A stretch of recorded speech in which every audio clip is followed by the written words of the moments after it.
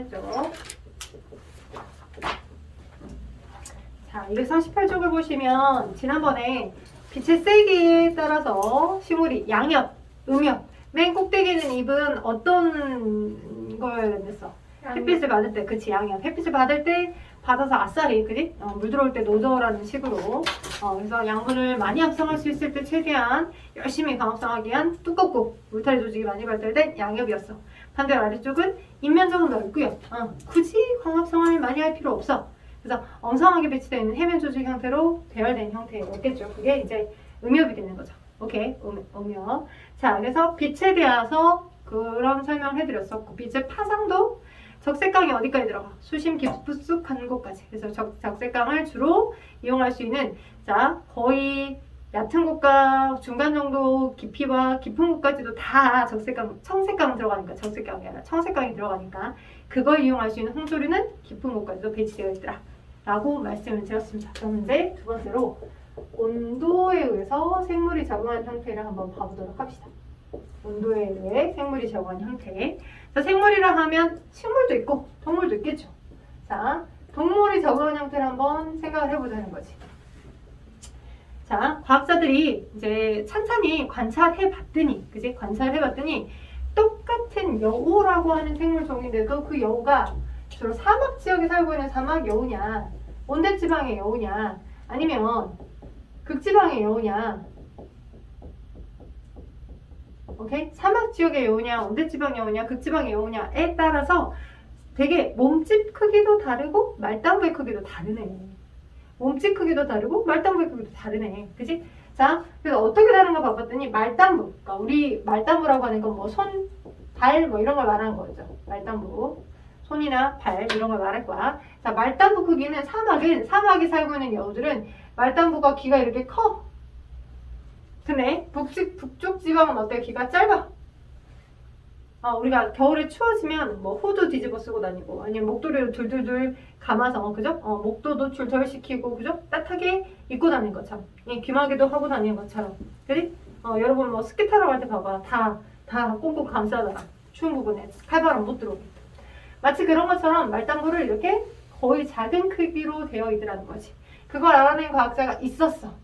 오케이? 자, 근데 말단부의 크기만 이런 게 아니라 말단부 크기가 극지방으로 갈수록 작아지는 거지. 말단부 크기는 감소.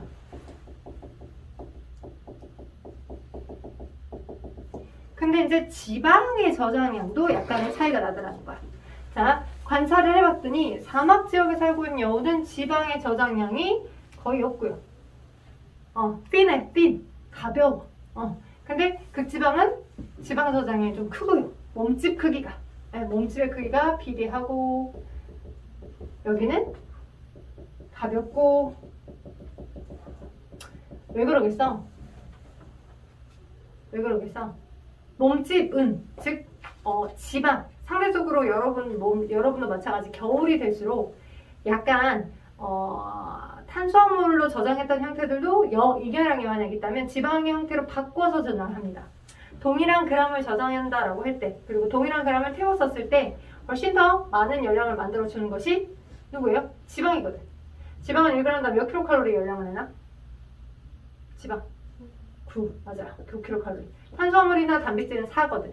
그에 비해 훨씬 더 많은 열량을 내잖아. 그래서 추운 지역에 오랫동안 적응했던 얘네들은 그래 차라리 같은 열량을 저장하고 있더라도, 그리고 태웠을 때라도 훨씬 더 많은 열량을 낼 수 있기 때문에 그걸로 바꿔서 잉여 에너지를 저장을 해두자 라고 하여 뚱뚱해지는 거야.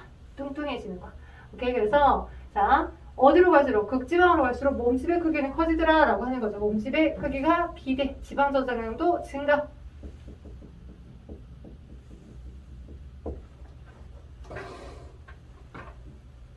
오케이.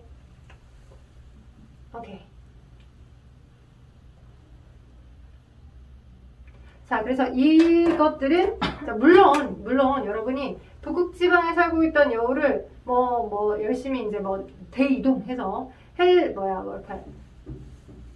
비행기 태워가지고 이렇게 이사를 시켰다라고 하자. 그렇다고 해서 하루아침에, 그지? 하루아침에 사막 지역에 적응한 것처럼 귀가 갑자기 커지고 막 날씬해지고 그런 건 아니야. 이 환경에 오랫동안 적응했던 얘네들 이런 모습을 갖는다는 거고. 오케이? 자, 그리고 이 환경이 오랫동안 정해졌던 애는 일일이라는 모습을 갖는다는 형태라고 보시면 되는 거야. 되겠어요? 오케이? 오케이? 자, 그래서 요러한 룰들을 알아낸 과학자들의 이름도 혹시 모르니까 알아주세요. 이제 문제 1번부터 5번의 보기 중에 또는 이제 여러 가지 설명들 중에 나올 수 있어서 말단부 크기에 대한 법칙을 알려준 알아낸, 그래서 논문을 쓴 사람은 알렌이라는 사람이라서 알렌 법칙이라고 하고요. 생물에서는 법칙은 많이 없어요. 일반화를 할 수 있는 룰들이 별로 없다 보니까 워낙에 다양성의 학문이다 보니까. 근데 이제 몸집 크기에 대해서는 베르그만이라고 하시는 분이 알아내서 베르그만 법칙이라고 해요. 베르그만 법칙.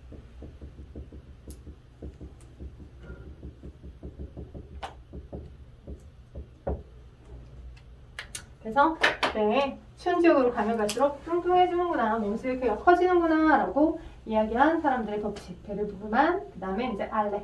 그래서 어떤 그러니까 정원 동물인 포유류의 경우에 이런 특징을 온도에 따라서 생물이 각각의 환경에 따라 이렇게 적응을 했다라고 볼 수 있다는 거죠. 오케이. 오케이. 오케이. 오케이. 자, 그 다음에 이제, 그 다음에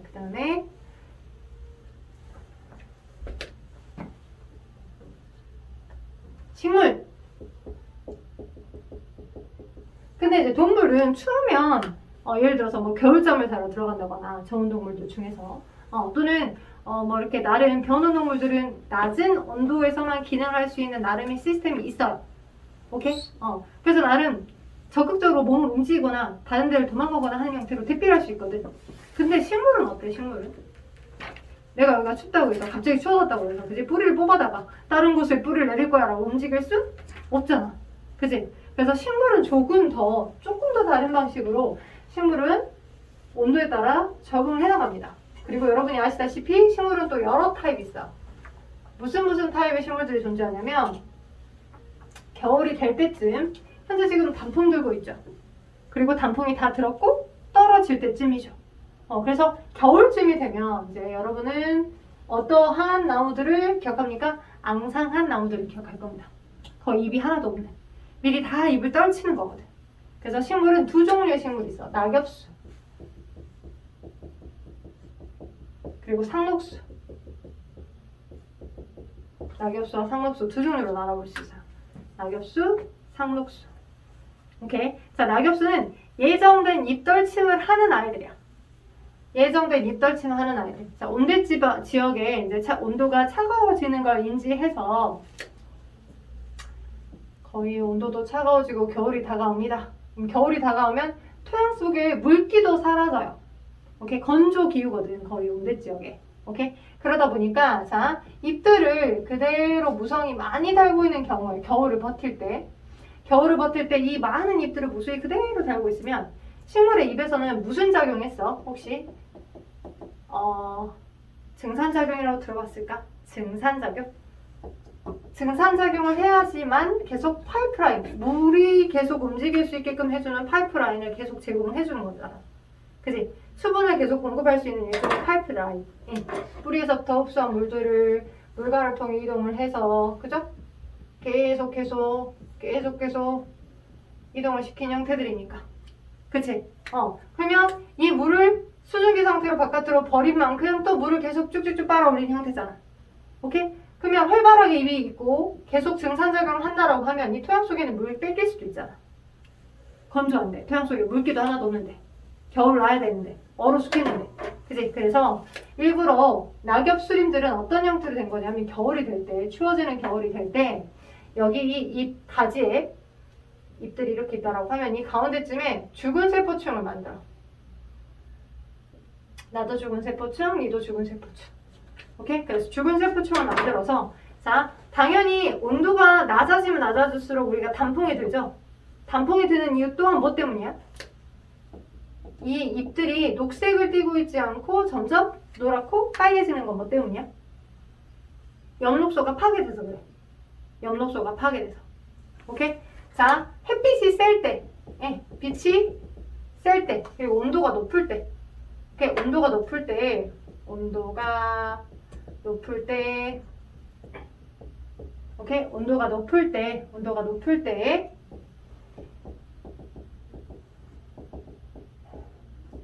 엽록소 AB인가 녹색으로 보여.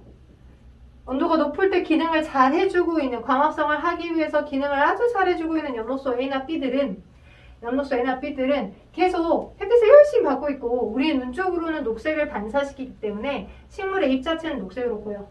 오케이? 근데 이게 주변 온도가 낮아지잖아. 추워지잖아. 그럼 엽록소가 파괴돼. 녹색 색깔을 우리 눈 쪽으로 반사시키지만 열심히 광합성에 기여했던 그 엽록소가 파괴된다고. 대신에 엽록소는 파괴되지만 보조색소, 원래부터 가지고 있었던 보조색소의 원래 색깔이 도드라지는 거야. 원래부터 가지고 있었던 보조색소의 색깔들이. 오케이? 그러다 보니 뭐 무슨 색과 무슨 색으로 얘가 원래 가지고 있던 보조색소의 색깔이 나타나는 거지. 뭐 빨간색이나 뭐 이렇게 노란색 같은 형태로. 네? 그래서 단풍이 들어지는 거야. 그러다가 수분을 거의 이제 컨트롤하지 못할 만큼으로 이제 물들이 부족해 할 수 있으니까 토양 속에. 야, 그럴 바에는 어차피 너 광합성 많이 안 하고 우리가 에너지를 비축을 했다가 겨울눈이라고 하는 형태로 에너지를 비축을 했다가 차라리 너네들을 잎을 다 떨쳐내고 새로운 잎들을 봄쯤에 다시 태어나게 하는 게 낫겠다 싶어서 이 줄기 중간 부분에 죽은 세포층과 죽은 세포층을 만들어주고 죽은 세포층과 죽은 세포층을 만들어주고 바람이 훅 부니까 뚝 떨어져 나가는 거야. 뚝 끊겨 나가는 거야. 그지? 자, 여기도 죽은 세포층, 여기도 죽은 세포층이 미리 만들어져 있었어. 여기는 이제 낙엽진, 바삭바삭해진 잎이고. 그지? 그러다가 바람이 훅 불어가지고 뚝 끊어주면 이미 여기가 어차피 죽은 세포층, 세포들로 이루어져 있기 때문에. 그지? 뭐, 생살이, 쉽게 말하면 생살이 도드라진 건 아니잖아. 그래서 뭐 죽은 세균이랄지 이런 바이러스, 박테리아의 침투에 유연할 수 있겠지. 그래서 미리 계획된 잎 떨침을 하는 거지. 그걸 조금 고급진 표현으로 우리는 뭐라 하냐. 탈리 현상이라고 해. 탈리 현상. 탈리 현상. 잎을 이탈시킨다는 의미인데 쉽게 얘기하면 낙엽이야, 낙엽. 잎 떨치는 거. 잎을 일부러 최대한 떨쳐서 그런 기능들을 수행한다라고 볼 수 있겠습니다. 오키도키.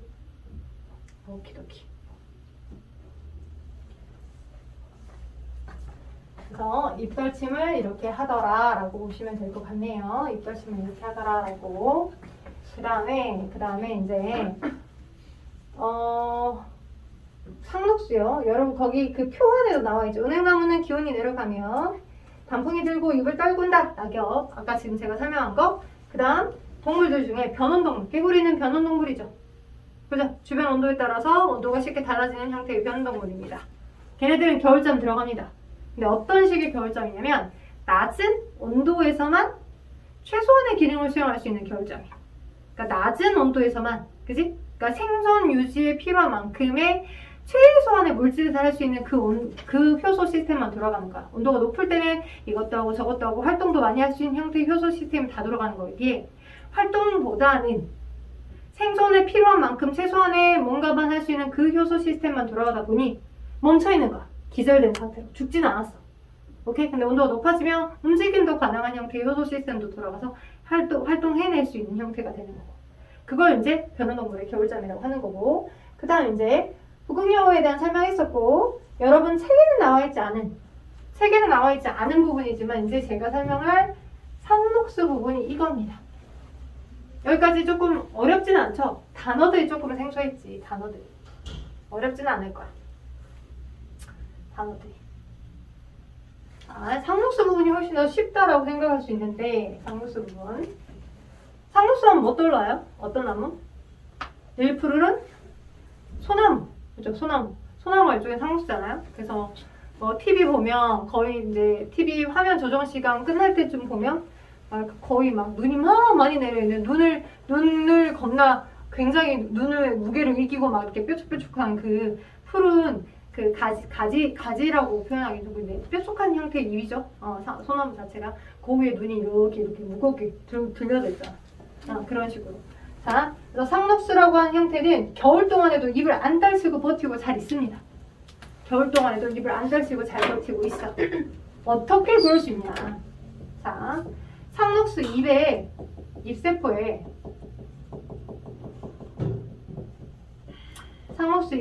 핵이 있겠지, 핵. 오케이? 그리고 세포질이 있을 거야. 세포질. 오케이? 그리고 엽록체가 있어. 이렇게. 엽록체. 오케이? 엽록체는 광합성을 하게 하는데 광합성을 하면 바로 뭐로 바꿔 저장을 해요? 식물의 입의 엽록체에다가 어떤 형태로 저장합니까? 아는 단어 두 글자. 이음절. 포도당은 단당류. 얘를 막 포도당은 단당류인데 포도당을 막 연결해서 고분자 어떤 형태로 저장했었죠? 두 글자. 아이오딘이나 칼륨 용액으로 확인했었던 그 아이. 색깔이 청록으로 바뀐 거. 녹말. 네, 녹말이요. 정답. 네, 녹말이요. 녹말. 녹말로 바꿔서 저장했잖아요. 어디다가? 엽록체 안에다가. 이렇게 녹말로 바꿔서 저장을 해놨습니다. 오케이? 녹말로 바꿔서 저장해놨어요. 녹말로 바꿔서. 근데 자, 평상시엔 이렇게 엽록체에 녹말로 박혀서 뭔가 양분들이 저장이 되어 있어. 근데 시간 흐름에 따라 자, 겨울이 될 때 희한하게 이 세포가 안 얼어 터지네. 이 세포들이 얼어 터져서 깨어 터지지 않아. 안 깨져. 안 터져. 어떻게 그럴 수 있는지를 한번 봐봤더니 계절에 따라서 자 10월, 11월, 12월, 뭐 1월, 2월, 3월, 4월, 5월 뭐 이렇게 되겠지. 10월, 11월, 12월 그다음에 뭐 1월, 2월, 3월, 4월, 5월 뭐 이렇게 되는 형태에서 자, 시간의 흐름에 따라 세포질에 자 파란색은 지금 세포질의 포도당 함량이야. 세포질의 포도당 함량.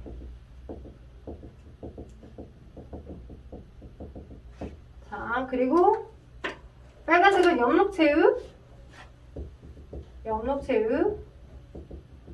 녹말 함량. 엽록체 속 녹말 함량. 오케이? 라고 봅시다. 엽록체 속 녹말 함량은 시간의 흐름에 따라서 이런 식으로 올라가더라는 거야. 오케이? 요런 식으로 올라가. 여기까지는 괜찮았었어. 요렇게 있었다가 요렇게 되고 요렇게 이런 식으로.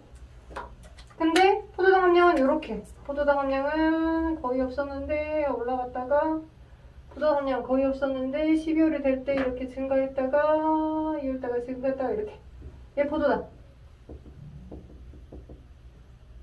자, 어떠한 자료로 해석돼 볼만 합니까?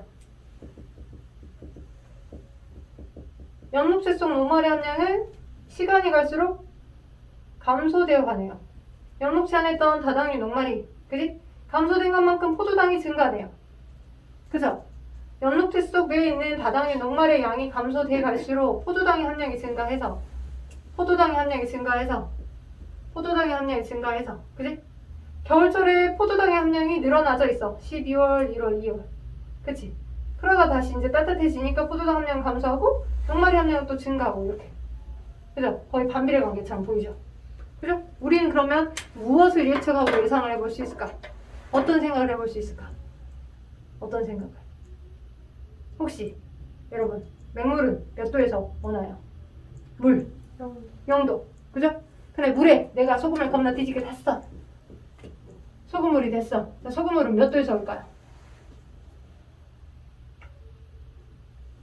0도? 혹시 강물은 얼어요? 얼어요. 바닷물은 얼어요? 자주 얼진 않아요. 왜요? 바닷물은 뭐가 많이 들어있어? 염화나트륨, 염화마그네슘 얘가 많이 들어있고 이 섞인 염류들 때문에 혼합물 상태에 섞인 염류들 때문에 이런 증상 0도에서 얼지 않고 0도보다 훨씬 더 낮은 온도에서 얼기 시작한다. 그런 현상을 우린 그걸 무엇이라고 해? 어느 점이 원래 수물질은 어느 점이 0도였어. 물의 수물질은. 근데 그거보다 훨씬 더 낮은 온도에서 얼기 시작하는 거네? 그걸 뭐라 한다? 어느 점 내림 현상이 나타났다라고 한다. 오케이? 자, 주변이 0도 또는 영하 10도가 됐어. 영하 10도가 돼도 영하 10도가 된다라고 하더라도 여 안에 든 세포들이 만약 세포질에 포도당이 하나도 없고 그지? 여기 포도당이 거의 없고 그냥 맹물만 있다라고 하자. 예? 그러면 물이 있고 그지? 0도고 주변에 그러면 얼음을 얼겠고 세포들이 이렇게 부피를 팽창하면서 얼어 깨지겠지. 터지면서 깨지겠지. 맹물만 있다면 세포 질환에. 그걸 어떤 식으로? 포도당의 함량을 여기 있던 걸 녹말했던 형태로 저장됐던 걸 이렇게 펼쳐줘서 뭐가 되게 하여서 혼합물이 되게 하여서 혼합물이 되게 하여서 원점이 낮아지게 하는 거야. 여러분이 지금은 운전하시지 않지만 나중에 운전을 하다 보면 여름철에도 차량 관리, 겨울철이 들어갈 때쯤 차량 관리 해야 돼. 왜 여름에는 혹시 이제 에어컨 필터랄지 또는 에어컨에 있는 에어컨 그 냉각수, 에어컨 가스 그런 게 냉매가 부족해서 에어컨이 안 돌아가진 않는지, 예, 거의 한 달에 한 번씩 점검하면 더 좋긴 하지만 새 차면 뽑은 지 얼마 안 된 차면 거의 매달 관리를 할 필요는 없어요. 근데 이제 내가 혹시 모르잖아.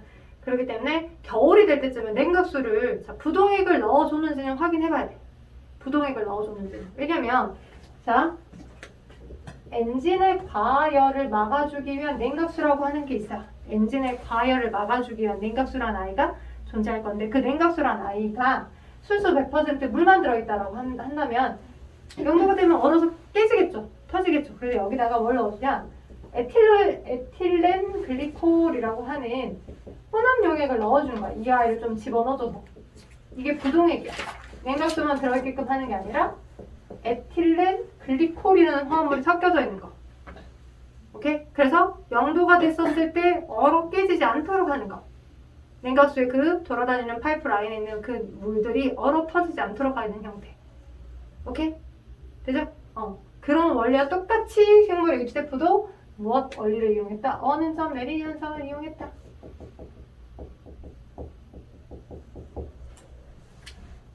어느 점 내림 현상을 이용해서 이렇게 관리를 해주고 있다라고 보시면 좋겠다라는 겁니다. 되겠어요? 얍.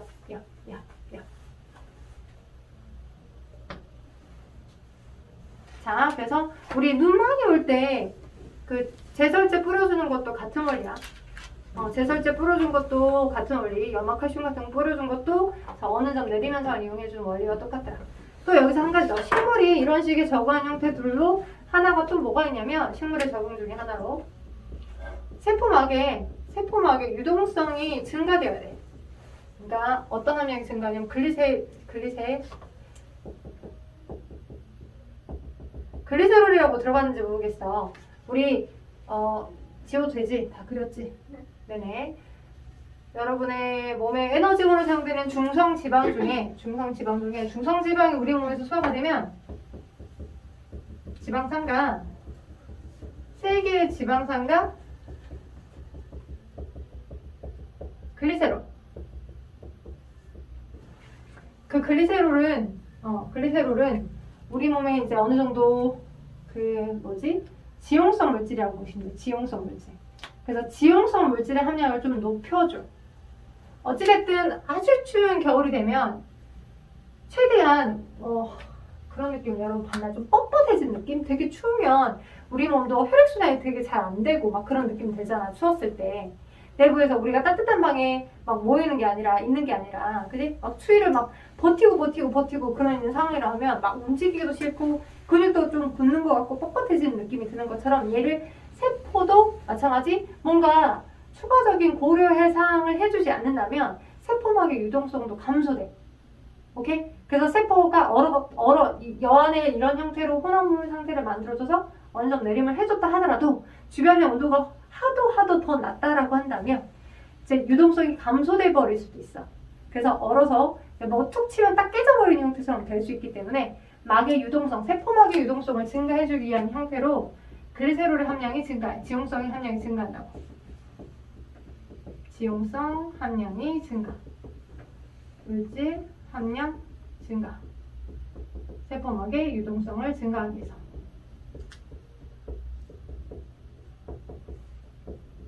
오케이? 겨울에 이러이러한 특징을 보인다. 라고요.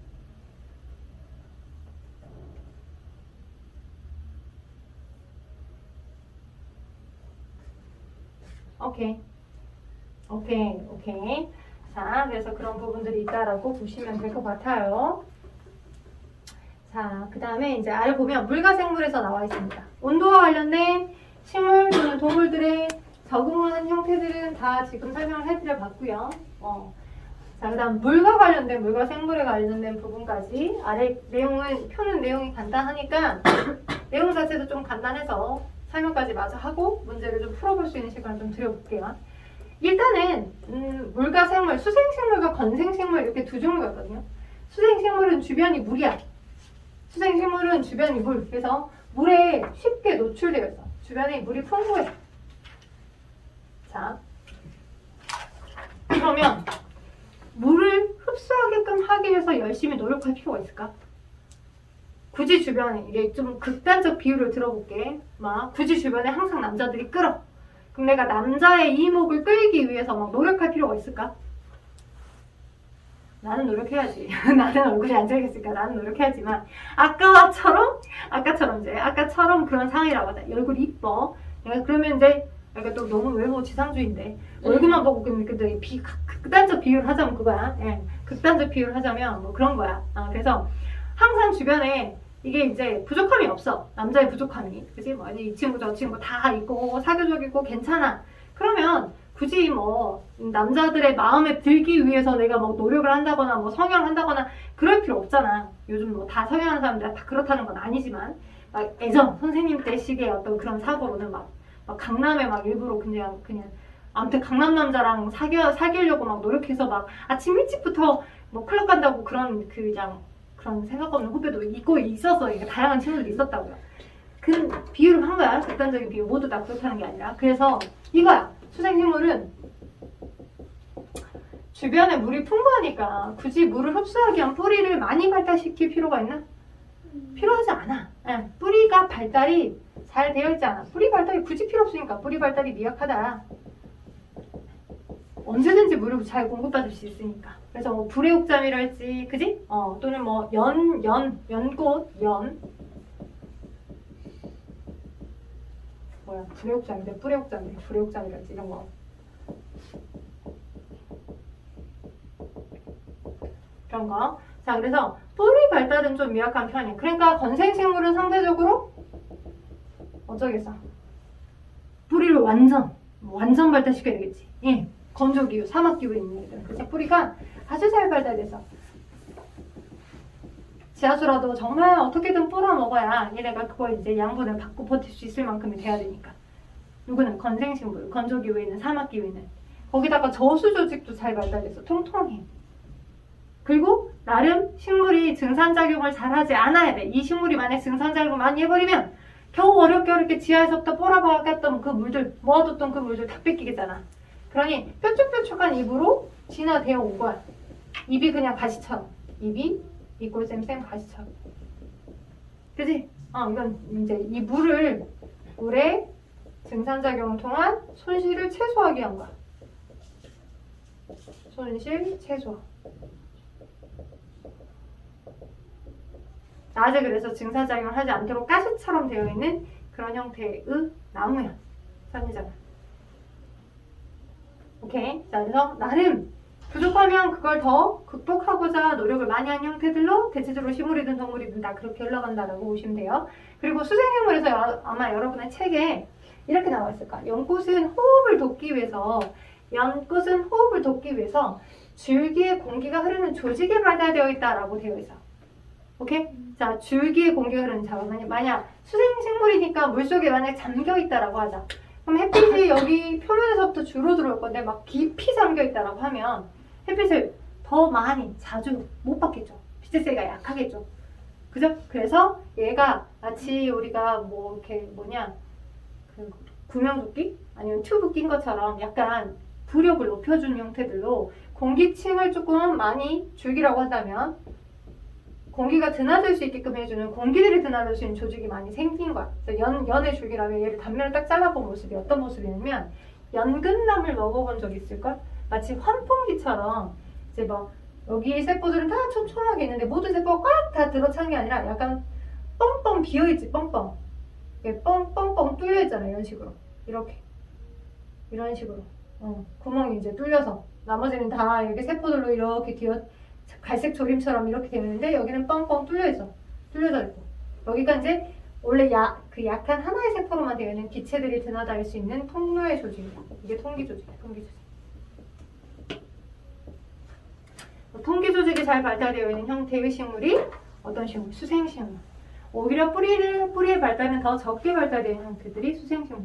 그래야 자신의 부족한 부분은 채우고 넘치는 부분은 더 잘 이용한 형태다라고 볼 수 있겠지. 자, 이게 식물의 물에 대한 적응이고, 동물의 물에 대한 적응으로는 예를 들어서 자, 우리 곤충들이랄지 또는 조류들, 그지? 동물의 물에 대한 적응, 곤충, 동물, 조류, 얘는 식물의 물에 대한 적응이었죠. 어때요? 알에서 태어나다. 우리는 태생이야. 엄마 뱃속에서 열심히 태반을 만들고, 그지? 양분 쭉쭉 빨아먹고, 그지? 엄마 뱃속에서 한 10개월 동안 자란 다음에서도 두 돌이 될 때까지도 그저 걷지도 못해, 뭐 말도 못해. 그래서 엄마의 부모의 도움을 되게 많이 받잖아요. 그래서 이제 사회가 되고, 하나의 사람이라는 형상으로, 그지? 사회하면서 학습을 하면서 계속 배우면서 살아가는 형태잖아. 얘는 뭐 물론 얘도 태어난 다음에도 계속 학습을 하겠지만, 엄마나 등등등 야생의 환경에서 학습을 하겠지만, 거의 알 안에 모든養분을 먼저 갖고 있는 상태 안에서, 그지? 알 자체 내에서 이제 품어서 부화돼서 나오는 거잖아. 그지? 근데 만약에 이 알의 바깥에 있는 껍질이 막 물렁물렁하고 이 안에 있던 수분이 잘 증발될 수 있는 그런 구조를 갖고 있다고 하자. 보통 닭 같은 경우는 그래도 한 달 아니면 뭐 이렇게 뭐 품어서 나와야 되잖아. 근데 이제 그게 막 뜨거운 사막 같은 그 햇빛에서 열심히 막 물기가 다 날아가 버리면 그 안에 있던 모든 양분이 다 손실되고 난리 나겠지. 그래서 석회질에 굉장히 수분의 손실, 그 알 안에 있던 수분을 손실되지 않게끔 해주는 석회질의 단단한 껍질에 뒤덮여져 있어. 이 안에 있던 물의 손실을 최소화하기 위한 거야. 물 손실을 최소화하기 위한 거야. 돼요? 오케이. 네, 오케이. 자, 그런 부분이다 라고 보시면 될 것 같습니다. 자, 그리고 마찬가지로 공기와 생물들, 아마 중학교 2학년 때 산소에 대해서 우리 산 위로 올라가면 올라갈수록 고산지대, 높은 지역에서는 어때요? 산소가 부족하죠. 그래서 고산지대에 적응한 사람들은 오히려 적혈결수가 더 적을까 많을까? 많아요. 이제 한 750만 개 정도. 평지대는 한 450에서 500만 개 정도에 비하면 고산지대에 얘네들은 훨씬 더 산소수가 그 적혈결수를 더 늘렸죠. 750만 개 정도. 오케이. 그래야지만 같은 단위 혈액이 딱 지나갈 때 캐리어가 많아서 포획이라도 더 많이 해올 수 있겠지. 동일한 효과를 발현할 수 있을 거고. 그래서 공기에 대한 공기와 생물 이런 형태의 공통점을 갖는다라고 보시면 될 것 같습니다. 오케이. 그래서 산소에 대해서도 생각해 볼 수 있고. 또 어떤 세균들은 호기성 세균, 뭐 현기성 세균 이런 표현을 합니다. 호기성 세균 같은 경우는 산소가 많아야지만 잘 자라는 생물이고, 현기성은 산소가 부족해도 잘 자랄 수 있는 생물들이야. 호기성, 현기성.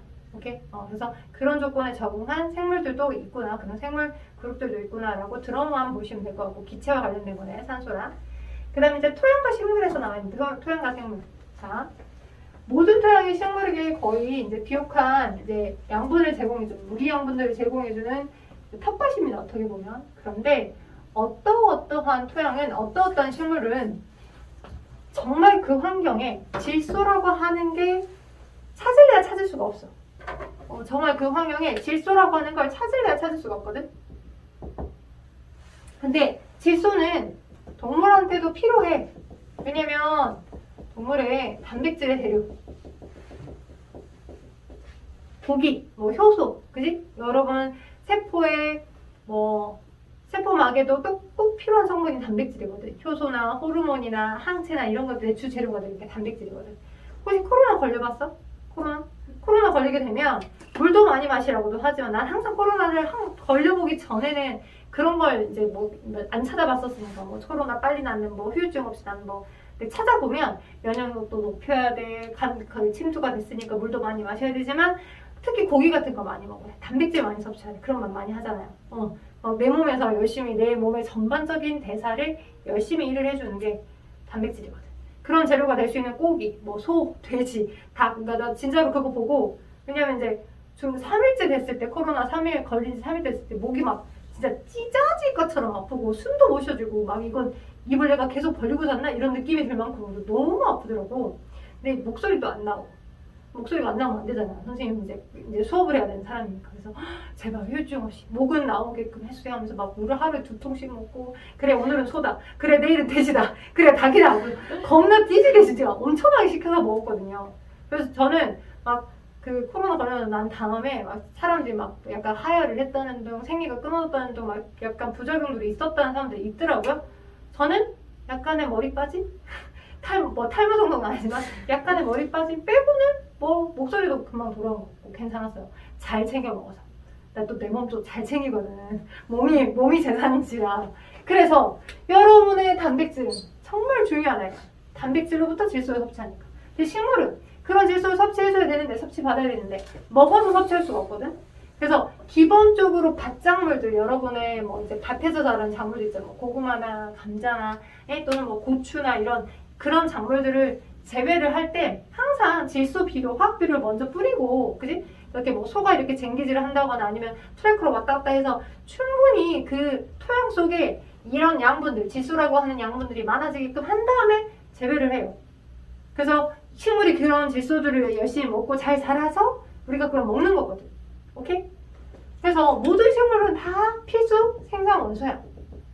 그런데 어떠한 식물들은 질소가 부족한 척박한 토양 속에서도 완전 잘 자라네? 그러면 그 식물은 어떻게 질소를 공급받는 거지? 궁금했어. 연구를 해봤더니, 그림 좀 대충 그릴게. 벌레잡이 통풀이 많아. 벌레잡이 통풀. 이런 식으로 돼갖고 막 이렇게 약간 이 안에 이제 점액이 있어. 진짜 정말 그림 대충 그렸다. 이렇게 해서 이렇게 약간 미모사 마냥 이런 글러브 모양 이렇게 있어. 그래서 막 파리가 왔다 갔다 하다가 지도 모르게 안에 뿅 들어가잖아. 그러면 이렇게 약간 문이 닫히면서 문이 닫히네요 닫히면서 거기서 막 점액이 나와. 오랜 시간 동안 파리를 녹여가지고 소화시켜갖고 파리에 들어있는 그런 질소 성분들을 섭취를 하도록 진화된 거예요. 토양 속에 거의 질소가 없는데. 그러니까 식충식물들은 질소를 그렇게 공급받더라는 거죠. 식충식물들은 이런 식으로 토양 속 부족한 질소를 그렇게 해결하더라. 대박이죠? 적응의 동물들이야. 내가 어떻게 될지 몰라. 내가 가끔 얘기하는 것 중에 하나가 생물을 전공하게 되면 도저히 나에 대해서 자존감이 낮아질 수가 없어. 나는 이런 개체인데, 이렇게 적응을 해낼 수 있는 이런 정말 대단한 개체인데 나는 너무 나를 하찮게 보고 있다, 이런 생각이 든다고. 세포마저도 굉장히 다이나믹, 이런 식충식물마다 이런 방법을 보완했는데 어떻게 해서든지 적응해 나갈 수 있는 개체입니다. 사람이라는 것, 생물이라는 것, 여러분이라는 것. 오케이? 그리하여 토양 속 생물들 중에 이제 식충식물에 대한 설명까지 마저 해드려봤고, 아시다시피 지렁이가 토양에 많이 돌아다니면 토양 속에 공기를 어느 정도 많이 머금고 있기 때문에 토양이 질이 좋아진다는 것도 알아두시고 계시면서, 오른쪽 239쪽에 아마 지난 시간에 맨 위에 거 박스만 좀 풀어보라고 했던 것 같아요. 그죠? 아래 거에 OX 문제랑 가로놓기. 그러니까 OX 문제는 아니네. 아래 거에 빈칸 완성 문제 있죠? 239쪽 아래쪽에 있는 1번부터 10번까지, 9번까지